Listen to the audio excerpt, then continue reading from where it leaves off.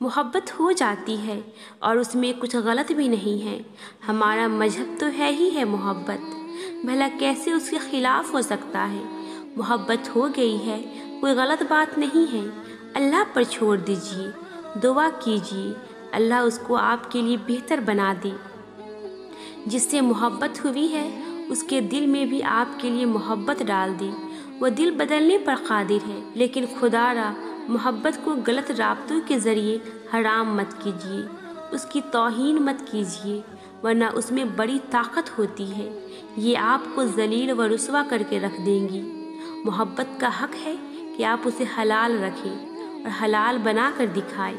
اللہ محبت کرنے والوں کے لیے پھر نکاح کے راستے آسان بنا دیتا ہے۔ زندگی میں سب کو سب کچھ نہیں مل جاتا، کبھی کچھ، کبھی بہت کچھ ادھورا رہ جاتا ہے۔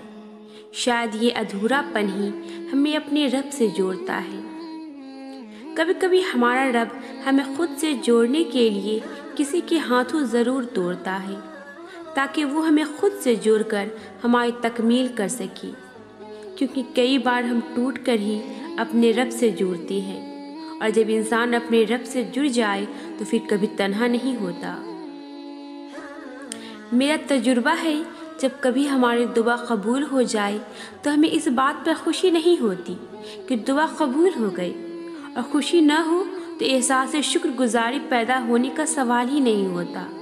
الٹا ہمیں یہ غم لگ جاتا ہے کہ قبولیت کے اس لمحے میں ہم نے کچھ اور کیوں نہ مانگ لیا۔ جب تمہارے پاس ایک جان ماج ہے تو تمہیں رونے کے لیے کندھے تلاش کرنے کی ضرورت نہیں ہے۔ بعض اوقات مجھے واجب سمجھ آتی ہے کہ اللہ تعالیٰ میری پکار سنتے ہیں اور کسی نہ کسی وسیلے سے مجھے جواب دیتی ہے۔ میں اپنے رب کی نگاہ میں ہوں، یہ احساس بہت ہی کمال ہے۔ محبت کے لیے کبھی بھیک مت مانگو، محبت دینے والے بنو۔ خوبصورت لوگ ہمیشہ خوبصورت نہیں رہتے، لیکن اچھے لوگ ہمیشہ خوبصورت اور اچھے ہی رہتے ہیں۔ اپنی تقدیر کا ہر فیصلہ اللہ کے ہاتھ میں دے دو، اس سے دعا تو کرو مگر ضد نہیں، کیونکہ جب تم اپنی زندگی کا ہر فیصلہ اللہ پر چھوڑتے ہو نا تو اللہ بھی وہی کرتا ہے جو تمہارے حق میں بہتر ہوتا ہے۔ اس لیے کہا گیا ہے تم اپنی رضا کو اللہ کی رضا میں شامل کرو، پھر دیکھنا وہ کس طرح اپنی رضا تمہاری رضا میں شامل کرتا ہے۔ انتظار کرنا مشکل نہیں، لیکن اگر انسان کو پتہ ہو کہ اس انتظار کے بعد اسے وہی ملے گا جس کے لیے اس نے صبر کیا ہے، اگر وہ نہ ملے تو بے شک اللہ نے اس کے لیے بہتر چناؤ کر دیا ہوگا۔ آپ کا صبر کسی کے لیے بد دعا ہی ہوتا ہے۔ ہر انسان اپنے کیے کو پا لیتا ہے۔ صبر کری، معاف کرنا نہ کرنا آپ کے ہاتھ میں ہے۔ معاف کر دینا آپ کے اجر کو بڑھا دیتا ہے، اور اس معافی کے بدلے میں ہو سکتا ہے کوئی راحت یا آسانی مل جائے، مگر بدلہ لینے کا بھی حق ہے آپ کے پاس۔ اور اگر آپ صبر کر رہے ہیں تو بے شک وہ زیادہ افضل ہے۔ کسی بھی صابر انسان سے زیادہ بہادر کون ہوگا؟ صبر بزدل نہیں بہادر کیا کرتی ہیں۔ اپنے صبر پر پچھتائیے مت، بس رب پہ چھوڑ دے، اللہ صبر کرنے والوں کے ساتھ ہے۔ ضروری تو نہیں بچھڑنے کی شرط بے وفائی ہو، منافقت ہو، دھوکے بازی ہو۔ کبھی کچھ رشتے جان سے بڑھ کر عزیز ہوتی ہیں، مگر وقت کی مصلحت اسی میں ہوتی ہے، ان کی بہتری کے لیے ان سے دور چلا جانا اچھا ہوتا ہے۔ ہاں میں مانتی ہوں وہ وقت بہت مشکل ہوتا ہے، مگر خدا کی رضا میں راضی رہنا ہی عبادت ہے۔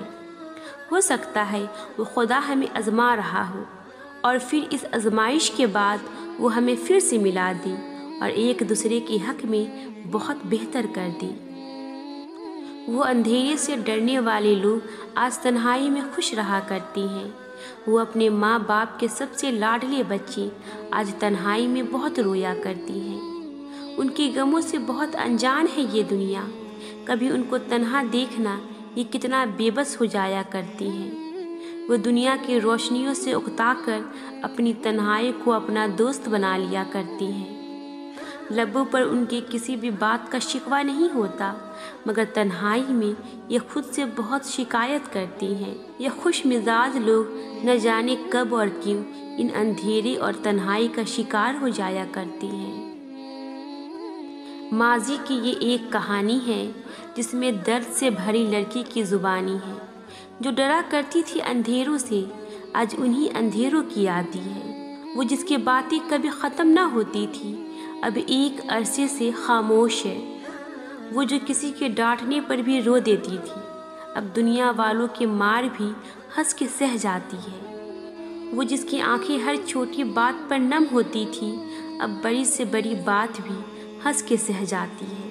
ماضی کی یہ ایک کہانی ہے جس میں درد سے بھری ایک لڑکی کی زبانی ہے۔ رب تو ٹوٹے دلوں میں بستا ہے، اور جب رب مل جاتا ہے نا، کسی چیز کی خواہش یا حسرت دل میں نہیں رہتی، صرف اس ذات کی محبت ہوتی ہے۔ جب اس ذات سے زیادہ اپنے دل میں کسی کو جگہ دے دیتی ہیں تو ہم ٹوٹ جایا کرتی ہیں، کیونکہ جو اس کے لائق ہی نہیں، ہم اس کو اتنی جگہ دے دیتے ہیں، جو اس چیز کے لائق ہوتا ہے اسے بہت پیچھے چھوڑ دیتی ہیں۔ تو کیا اللہ کو برا نہیں لگتا ہے کہ ہم اس کے بنائے ہوئے دل میں اسی کو نہیں رکھتے؟ ساری عاجزی محبت ایک طرف، اس 70 ماؤں سے زیادہ خلوص حقیقی محبت ایک طرف۔ ہم سب نے اپنی زندگی میں بہت کچھ کھویا۔ آج ہم جس مقام پہ ہیں وہاں تک پہنچنے کے لیے ہم نے بہت سی تکلیفیں برداشت کی۔ یہ جو لوگ ہمیں جج کرتے ہیں، کیا یہ سب ہماری تکلیف میں ہمارے ساتھ تھے، یا انہوں نے وہ سب کچھ دیکھا جو ہم نے دیکھا؟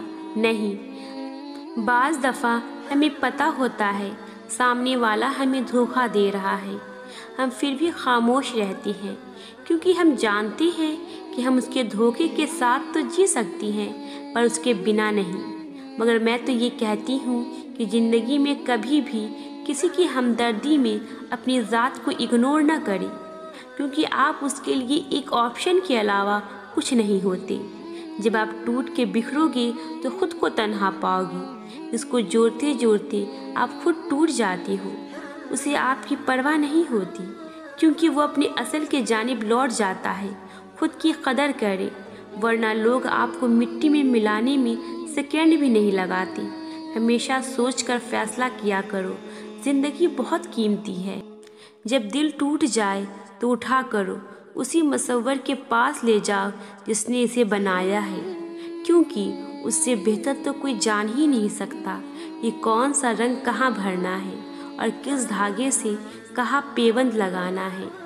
اگر اللہ نے تمہاری زندگی میں سے اس شخص کو نکال دیا ہے جس کے بنا تم اپنی زندگی سوچ بھی نہیں سکتی تھی، تو اپنے آپ کو اس شخص کے لیے تیار کر لو جو تمہارے سارے غم بھلا دے گا، کیونکہ ہماری پسند ہمیں تکلیف دے سکتی ہے، اللہ کی پسند بس خوشیاں لے کر آتی ہے۔ اللہ تعالیٰ بہترین ہمسفر سے ملانے سے پہلے بدترین لوگوں سے روبرو کرواتا ہے۔ غلط لوگوں سے محبت ہی تمہیں اللہ کی محبت تک لے جاتی ہے، اور جب تم اللہ کی محبت تک پہنچ جاتے ہو تب اللہ تمہیں اس انسان سے نوازتا ہے جسے اللہ محبت کرتا ہے اور جو تم سے محبت کرتا ہے۔ اللہ کی پسند تو کبھی بھی معمولی نہیں ہو سکتی۔ دعاؤں میں ممکنات کو نہیں دیکھتے اور نہ ہی یہ دیکھتی ہیں کہ یہ مل سکتا ہے یا نہیں۔ دعائیں تو مقرر کی ہوئی قدرتوں سے ہٹ کر مانگتی ہیں، جو انسانی نظر میں کبھی سچ نہ ہو سکتی ہو، کیونکہ تمہارے اللہ کی قدرت ساری قدرتوں پر حاوی ہے۔ اللہ آزماتا انہیں ہے جن سے وہ محبت کرتا ہے۔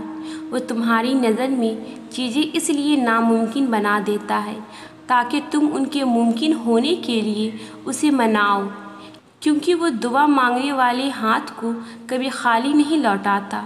وہ دعا کو زبان تک پہنچاتا ہی تب ہے جب اسے تمہیں اس چیز سے نوازنا ہوتا ہے۔